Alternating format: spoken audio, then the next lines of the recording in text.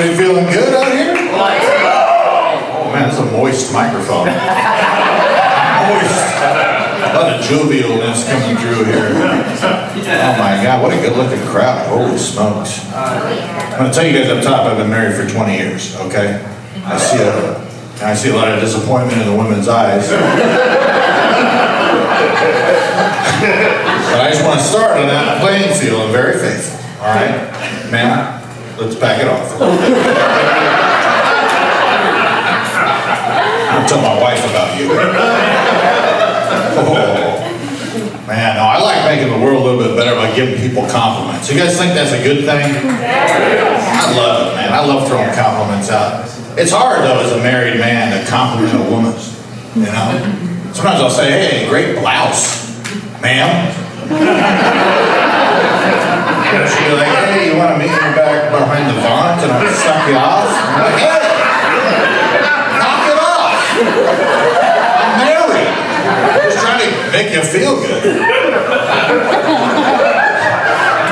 It's so hard. No, every time I leave the house, I come out here and I know I'm putting myself under lights, you know, and it's always dangerous. And I'll go home and I'll tell my wife it happened again. It happened again. Just try to tell my little jokes, you know, be faithful to my beloved, and the entire crowd tries to fuck me.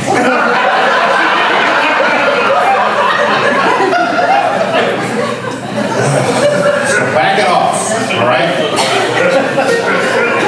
Now, I usually just exclusively compliment dudes, because dudes need it, you know what I mean? Like, you look at the suicide rates, it's bad, it's bad. But you try to compliment a dude, he also will think you're trying to bang. You know what I mean? Like if I see you and be like, wow, look good, dude. Hell yeah. You tucking that in? Chris, Pat? Yeah, dude. There's a part of him in the back of his mind, because I can tell he's uncomfortable, that he's going, is this guy, he is trying to fuck me. Back in the day, we used to use the phrase, no homo. You guys remember that one? Can't say it anymore, it's bad. It is bad. People don't like it. They don't like it. But I think it's been given a bad rap, folks. I really do.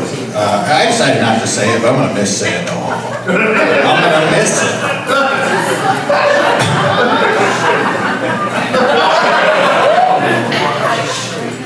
Thank you for that extra laughter so I can be a little more drunk for you. Now, I'm going to miss saying no homo because anytime you saw a dude walk up to another dude and say, hey buddy, no homo but, that guy was about to get a life-changing compliment. You know what I mean? He was about to get his emotional balloon blown up a little bit. You know what I mean? And it's sad because a lot of dudes can't take it. You know, they can't take that compliment. They get very homophobic. I think everybody's as strong as you are. You know what I mean? So I commend you, you know. But no homo's ever been used to convey negativity. It's always used for positivity. You know what I mean? Nobody's ever going to give you bad news with a no homo preference. You know what I mean? It's always going to be great jacket, love the goatee, man, look good, I see you, beautiful man, you know? Always that kind of stuff, you know? I'm not trying to put my wiener in your butthole, but I love you too. You know, like that kind of thing. I'm trying to spread some sunshine around, but everybody's so defensive. So you have to use all these prefaces so that men will lower their emotional walls. I mean, can I get an amen, women? Come on now. Nobody's ever going to give you bad news with a no homo preface. I'm never going to walk up to a dude and say, hey buddy, no homo, but you're a piece of shit.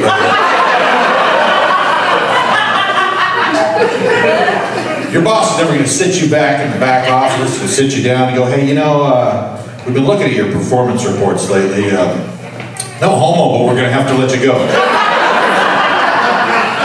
Sorry, this is your business, sir. You know, I'm never going to get a phone call in the middle of the night, God forbid, from some number I don't recognize, some guy just going, hey, this is Deputy Sheriff's Officer Smith out here at the Clovis County Deputy's Office. Am I speaking with a man of the house here? Well, sir, this is never easy. No homo, but your son's been killed in an automobile accident. I'm so, sir, let's hold it together. Let's not get gay about this. Sir, you want to be strong through your life, sir.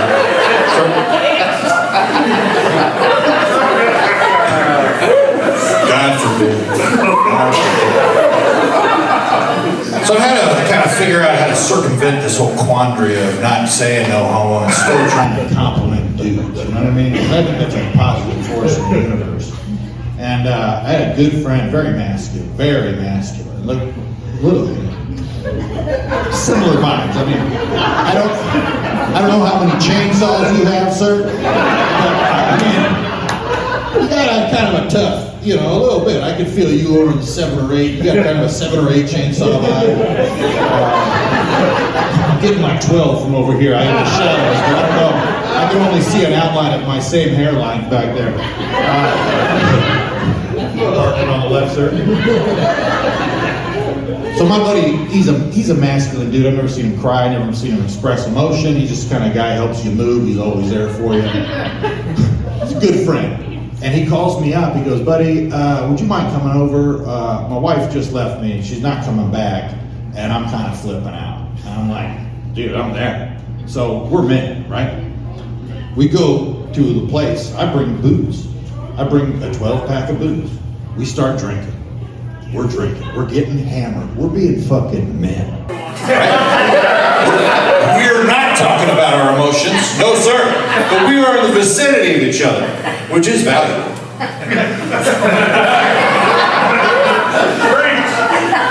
Thank you. You've got some spirit-filled folks in the back.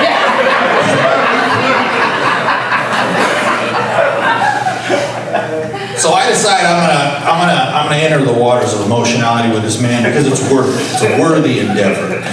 And I go, all right, buddy. So tell me about the wife. What happened? And he starts to try to tell me, and he can't say a word because I don't know if you guys have ever been a man before, but surgeries are great today. They really are. Really true.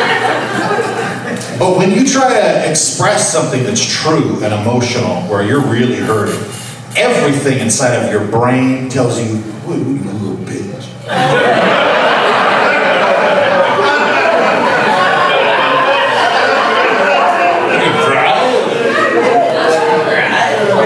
Yeah, that's it. Also, you start, and I know it's wrong, and it's negative. I don't think it's a true thing, but in every man that exists, and it's something you have to overcome. But even your whole anatomy of your body will revolt against you. The hole in your throat with which you speak becomes minuscule. And he starts trying to tell me, I go, what happened with your wife? And he just comes out like this. He goes,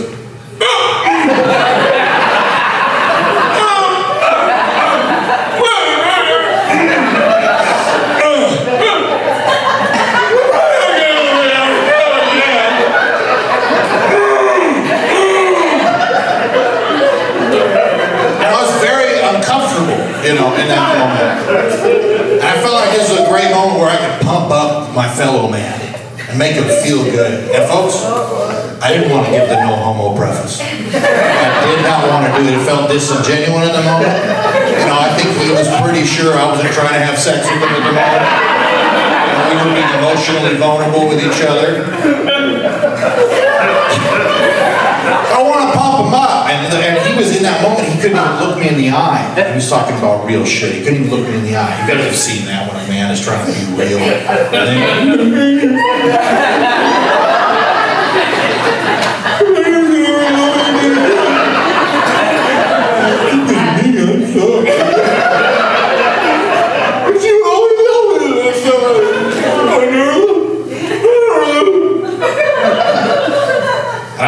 I looked at the top of his head. I said, buddy, you knock it off. I go, you are going to find another wife. You are going to land on your feet. You know how I know why? Because you got a big old dick, buddy. Big old dick! I was screaming in the backyard. I'll tell you what, folks, like it or not, that shit worked in that moment. I was staring at a man whose soul had diminished so small, he wanted to disappear. I'm looking at the top of his head, not looking at me. I go, you got a big old dick. He looked up.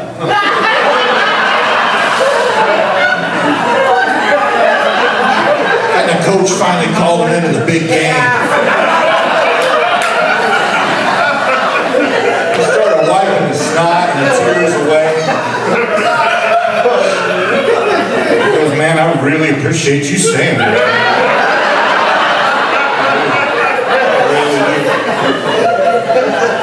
I do got a big old dick. You're making for this divorce, man. Like you damn right you is. And gentlemen, sound off. Where you at? Yeah. If you're having a hard time in life, I encourage you to do some work on yourself. Wake up a little early in the morning. Invest in yourself.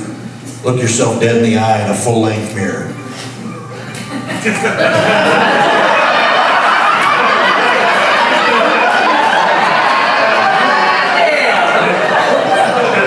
Say, you got a big old dick.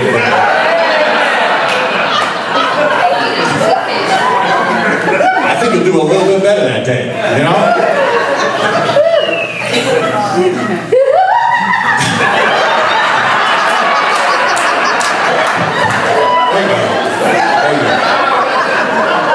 You bring up a good point, actually.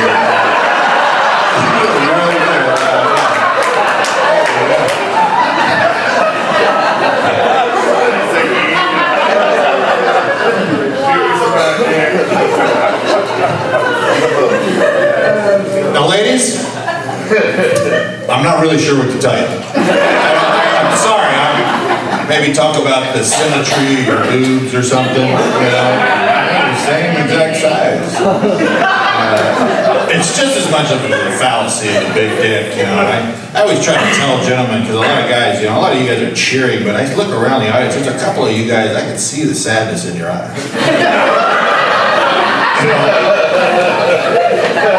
And it's as if I can kind of read your thoughts going, but I don't have a dick.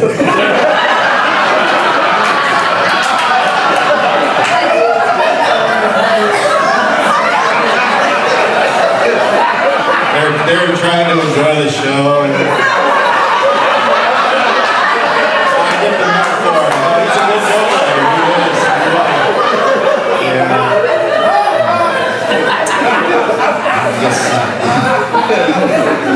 But here's the thing, folks. It doesn't have to be true. Okay? It's a state of mind. You know what I mean? Get that big old dick mentality. You know what I mean? Strut it around. You know what I mean? Feel thick on the streets. This goes for you too, man. I'm telling you, you strutted it around a little bit. Like, just big dicking it around town. It just feels good. Because everybody's got shit that they're doing that sucks ass, you know what I mean? You gotta big dick it sometimes. I do little things just to pump me up in the morning, because I wake up and I want to immediately take my life. You know what I mean? I don't know how you guys wake up that way. I wake up, you know, fighting it every day. Pills, just medicating, reading, audible.com. I'm investing into my emotional health. But I'll do little things, like when I get ready to jump in the shower, I like kick my underwear off and catch them. It's a big dick in it by myself.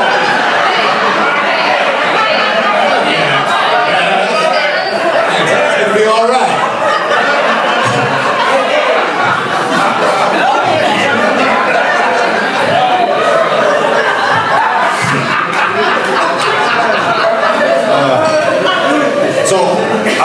I grew up going to church.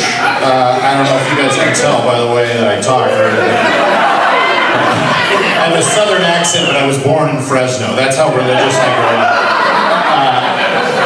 And when I first started doing stand-up and I first started talking about big old dicks,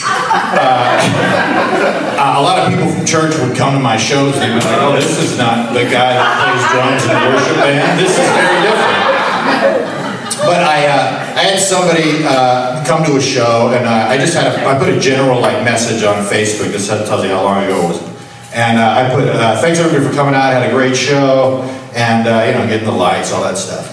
And this sweet lady that wasn't at me, she only knows me from just rocking out to Amazing Grace. You know, she just knows that, oh, what a sweet boy, just drumming up there for the Lord. She writes on my Facebook wall, she says, Kevin, be blessed. The Lord is going to do such great work through your sense of humor. Be blessed. And I wanted to feel the, I wanted to feel it. But I feel bad because I'm talking about dicks and balls and scrotums, you know? And two sweet ladies, you know? And then I finally kind of, had to absorb it. I'm like, you know what? I'm going to accept this positivity. I'm doing good things. I think what she's trying to say is you're doing good things. And so I'm going to take that energy and absorb it. So I'm feeling good about myself. And then somebody who was at the show decided to reply to this sweet old lady. This lady who's in the dark about what happened at the show. A lady who just has positive feelings about me. And he replies to her sweet comment, Kevin, you got a big old dick. And so after a lot of prayer, I reconcile that those two things, be blessed, the Lord's going to do such great work for your sense of humor, and you got a big old dick. They're basically saying the same thing. Can I get an amen? Thank you so much. I'm Kevin Tienken.